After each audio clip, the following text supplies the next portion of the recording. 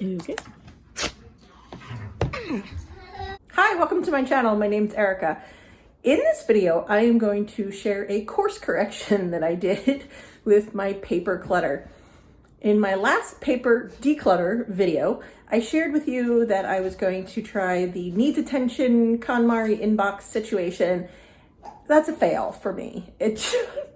I do not pay attention to it. Before it gets out of control again, I'm addressing it, I'm cleaning it up, I'm doing something about it, and I'm setting up a process that works for me. So the first thing I had to do was gather everything together. That's my inbox, my fireproof, waterproof, safe thing, document holder, my calendar, and my file box.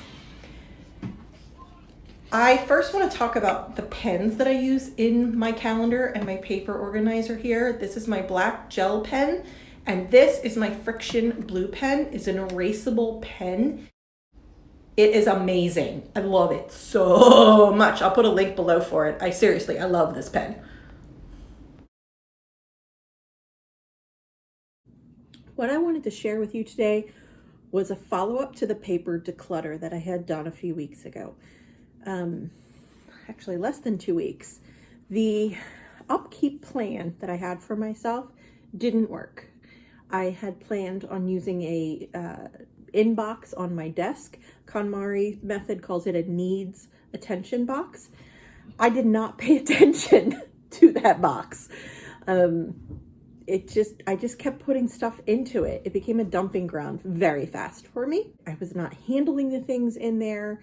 So that process wasn't going to work for me. And I had even had this thought that I would put it in a drawer just to minimize the look of clutter. So many had commented that that's a bad idea because then it's even more out of sight.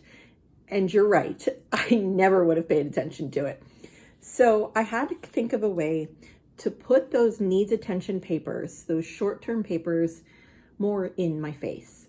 And so I today spent some time organizing what's left of my papers. I had my filing system already established, but what I needed to do was situate and organize my short-term needs attention papers and my important papers into my fireproof, waterproof box that I bought. So this is my calendar. It's an Emily Ley calendar, L-E-Y. She's the author of When More Becomes Less, Grace, Not Perfection. And then she has a ton of calendar supplies on her website and also on Amazon and Target.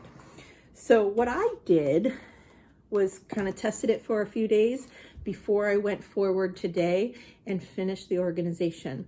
So when I would bring in the mail, I'd put it on the counter. I'd immediately go through the mail. It's mostly junk anyway. And then anything that wasn't junk that needed attention, I pinned into my calendar. That way it was always in my face every day. My calendar is something I look at every day. So I felt like if I put my short-term papers in my calendar, I'd be more likely to pay attention to them. It absolutely comes down to my habits and my discipline of paying attention to those short-term papers, bills, letters that need response, that kind of a thing. What I ended up doing was stacking things by week and clipping them into my calendar so that when I get to that week, I pay attention to those papers. So this week I have a stack of bills that I need to pay attention to that came in the mail. And then my calendar, this is why I like Emily Ley's style. So I've got the monthly calendar layout and then the daily calendar layout. And over here, she's got what the day looks like and what you want to get done. And I really, really like that because I used to have Post-it notes, write on the back of an envelope, email myself. Now I can actually centralize the tasks that float in and out of my head all day long into my calendar. So when I get to that day, I can see what I'd already thought I'd need to do for that day. So I can make kind of a running list of tasks as well as what's going on in the day. And so I went from my bin on my desk to this. Worked really well by processing my inbox. Now, I expect that I'll stick with it because this is an everyday thing for me. If I lose this, I would not know what to do with myself. So I'm very much a paper person, so keeping electronic calendar just has never worked for me. I've tried it, just doesn't work for me. I filled up my fireproof, waterproof box, and I have all of our birth certificates, marriage certificates.